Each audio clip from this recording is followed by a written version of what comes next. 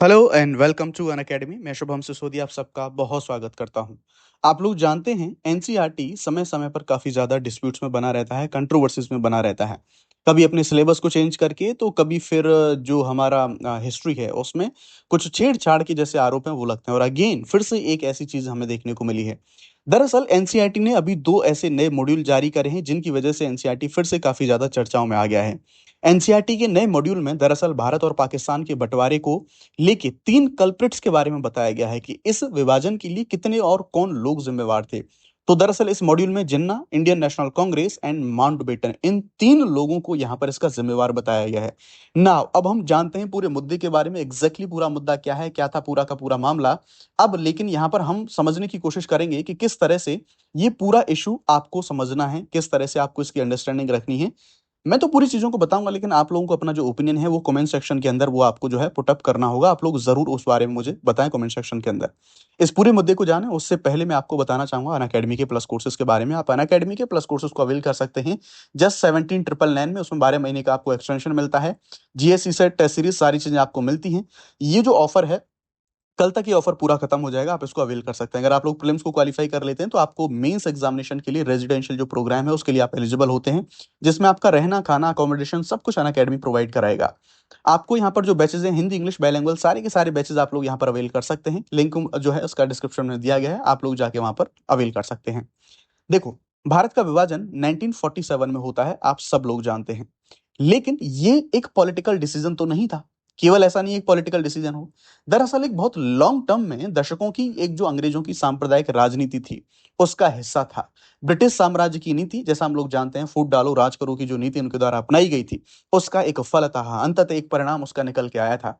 तत्कालीन भारतीय नेताओं को परिस्थितिजन्य समझौते, ऐसी कंडीशन हमारे सामने आ गई थी, इतना कत्लेआम हो रहा था उस समय पर, प्रवासन, सांप्रदायिक हिंसा, कि हमारे नेताओं को मजबूरी में इन सभी चीजों को स्वीकार यहाँ पर करना पड़ा था। जिन्ना के बारे में बात करें तो शुरू से ही जिन्ना ने द्विराष्ट्र सिद्धांत का जो है वो द्विराष्ट्र सिद्धांत दिया था। उसके आधार पर उन्होंने डिमांड करी थी कि भाई जो पाकिस्तान है एक पृथक राष्ट्र के तौर पर पाकिस्तान को बनाया जाना चाहिए। कांग्रेस की ओर से गांधी, नेहरू और पटेल, इन तीनों के जो विचार थे वो बटे हुए थे। गांधी जी के बारे में आप लोग जानते हैं किस तरह से वो अंत तक उन्होंने जो विभाजन था उसका विरोध किया, लेकिन पटेल साहब और नेहरू बाद में उनका नैरेटिव बदल गया, उनका विचार बदल गया। उनका कहना यहाँ पर ये था कि अब जिन्ना चाहते हैं चाहे नहीं चाहते, लेकिन हम लोग अब विभाजन चाहते हैं, क्योंकि बहुत ज्यादा हिंसा, वायलेंस जैसी चीजें हमें यहाँ पर देखने को मिल रही थी। और भय ये था कि कहीं ऐसा ना हो ये हिंसा हमारे देश के अंदर गृह युद्ध के तौर पर बदल जाए। ऐसी चीजें हमें यहाँ पर देखने को तो मिल रही थी उस समय के बारे में हम बात करें। देन हम यहाँ पर देखेंगे ब्रिटिश माउंटबेटन, इन लोगों ने भी, ये भी बहुत जल्दी सत्ता को छोड़ना चाहते थे। दरअसल इनके द्वारा माउंटबेटन ने जून 1948 ये समय निर्धारित करा था दोनों देशों को बनाने का, विभाजन का। लेकिन इन्होंने देश को 15 अगस्त 1947 इस समय पर इनके द्वारा आजाद कर दिया गया। इससे हिंसा और बहुत ज्यादा विस्थापन की जो भयावह स्थिति है वो पैदा हुई, और फलतः हम यहाँ पर देखेंगे कि इसको पूरी दुनिया का सबसे बड़ा जनप्रवास और भयंकर जो सांप्रदायिक हिंसा है उसने यहाँ पर एक जो रूप है वो रूप यहाँ पर ले लिया ना। अब का विवाद क्या है, प्रेजेंट में क्या कंट्रोवर्सीज हुई है उसको समझो। हम लोग जानते हैं कि 14 अगस्त को पाकिस्तान का निर्माण हुआ, भारत से तोड़ के अलग हुआ। अब इसी दिन को 14 अगस्त को हम देखें तो इसे हम विभाजन विभीषिका स्मृति दिवस के तौर पर हम इसे जान रहे होते हैं। इसी दिन पर एनसीईआरटी के द्वारा दो सप्लीमेंट्री मॉड्यूल हैं उनको इशू इशू करा गया। इन दोनों मॉड्यूल में दरअसल एक क्लास से 6 से 8 के बच्चों के लिए और दूसरा 9 to 12 के लिए, ये दरअसल एक सप्लीमेंट्री था, एसेंशियल जो सिलेबस है उसका पार्ट नहीं था। इस मॉड्यूल में एक नया जो थीम है उस थीम को ऐड करा गया, जिस थीम को जाना गया है कल्प्रिट्स ऑफ द पार्टीशन। इस नए थीम से, यानी कि जो लोग विभाजन के दोषी थे उन कल्प्रिट्स के बारे में बताया गया। इनमें सबसे पहले मोहम्मद अली जिन्ना का जिक्र है, जिन्होंने पाकिस्तान की डिमांड उनके द्वारा करी गई थी। दूसरा, भारतीय राष्ट्रीय कांग्रेस, इन्होंने इस मांग को स्वीकार कर लिया। कांग्रेस के ऊपर यह आरोप लगाया जा रहा है कि भाई उन्होंने मांगा और आपने दे दिया, यानी कि आपने क्यों उस चीज को एक्सेप्ट किया, उस प्रपोजल को आपने क्यों एक्सेप्ट किया। माउंटबेटन, जिन्होंने विभाजन को लागू किया, यानी कि इन तीन को कल्प्रिट या फिर दोषी बताया गया है देश के विभाजन के पीछे का। अब एनसीईआरटी मॉडल के बारे में बात करें तो हम देखेंगे यहाँ पर, जैसा मैंने आपको बताया कि जो माउंटबेटन है 1948 में पहले कह रहे थे, लेकिन 1947 में जल्दबाजी में सारी चीजें कर दी। इवन पंजाब के लोग इतना ज्यादा कंफ्यूजन में आ गए कि उनकी नागरिकता का क्या होगा, कहाँ जाएंगे, क्या होगा, कैसे होगा, सारी समस्या देखने को मिलेंगी।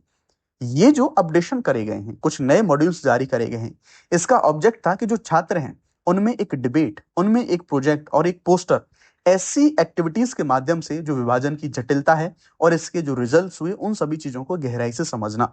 ये जो मॉड्यूल है इसको सप्लीमेंट्री यानी कि पूरक सामग्री के तौर पर रखा गया है। ये जो अनिवार्य पाठ्यक्रम है उसका हिस्सा यहाँ पर नहीं है। पॉलिटिकल जो अलग अलग अप्रोचेस हैं, जो अलग अलग आरोप प्रत्यारोप है, उनके बारे में बात करें तो आप देखेंगे कांग्रेस ये मानती है कि भाई जो विभाजन को केवल कांग्रेस पर डालना ये इतिहास की तोड़ मरोड़ है। हमारे सामने जो इंडियन नेशनल कांग्रेस था उसके सामने कोई और ज्यादा ऑप्शन नहीं था। जो विभाजन था वो ब्रिटिशर्स की नीति और जिन्ना की जिद का नतीजा था। कांग्रेस ने मजबूरी में से स्वीकार किया। आप लोग भी जानते हैं इस चीज को कि हमारे जो हमारा जो कांग्रेस था उस टाइम पे, या फिर हमारी जो भी स्वतंत्रता सेनानी थे, उनके सामने कोई और ऑप्शन था ही नहीं। देश में इतना ज्यादा हिंसा हो रही थी, इतना कत्लेआम हो रहा था, और अंततः पटेल और नेहरू ने यह कहा था कि भाई अब चाहे गांधी चाहे चाहे ना, या फिर जिन्ना चाहे चाहे ना चाहे, हम अब विभाजन चाहते हैं ताकि ये जो कत्लेआम है वो रुक जाए सारी चीजें। भाजपा ये कहती है कि कांग्रेस के नेतृत्व में विभाजन देश को जलाने का काम किया है, और भाजपा इसे ऐतिहासिक जवाबदेही का हिस्सा मानती है। बाकी कुछ पार्टीज ने, जैसे AIMIM, इनके द्वारा ये बोला गया कि भाई आप ऐसा कर रहे हैं कि केवल कांग्रेस या फिर मुसलमानों को दोष जो गढ़ रहे हैं इसका, ये अनुचित है, ये चीज ठीक नहीं है। ये एक जटिल ऐतिहासिक प्रक्रिया थी और इसमें मल्टीपल जो फैक्टर हैं वो मल्टीपल फैक्टर इन्वॉल्व थे, ना कि कुछ एक फैक्टर को आप जिम्मेवार मान सकते हैं।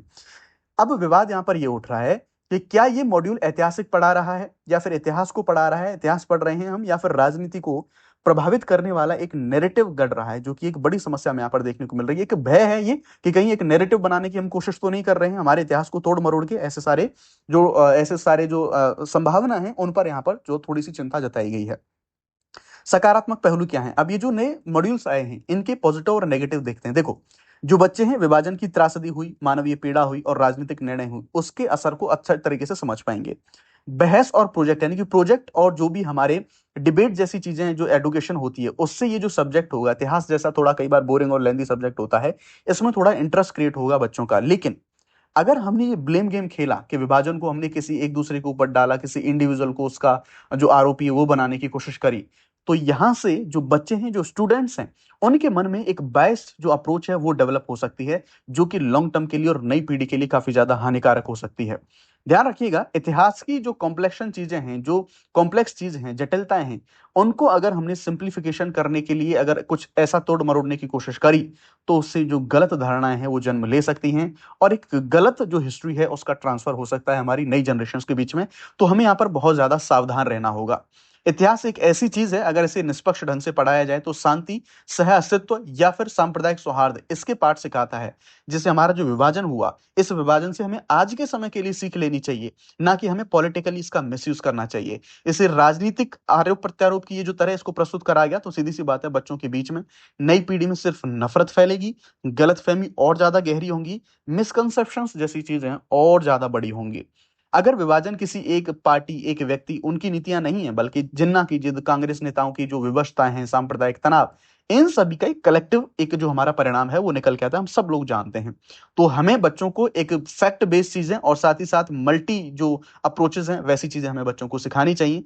लेकिन यस, वर्तमान में जो विवाद हो रहे हैं ये इस चीज को रिफ्लेक्ट करते हैं कि हमारा जो इतिहास है वो सिर्फ अतीत की स्मृति नहीं, बल्कि आज के समय पर प्रेजेंट में एक राजनीतिक हथियार के तौर पर भी उसका इस्तेमाल किया जा सकता है, जैसा अभी पॉलिटिकल पार्टीज आरोप प्रत्यारोप की सारी चीजें देखने को मिल रही हैं।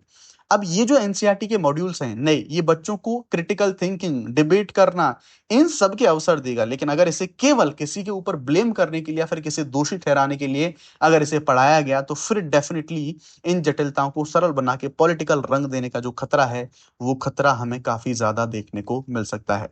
आप कमेंट सेक्शन के अंदर बताएं आपकी क्या राय है। Thank you very much.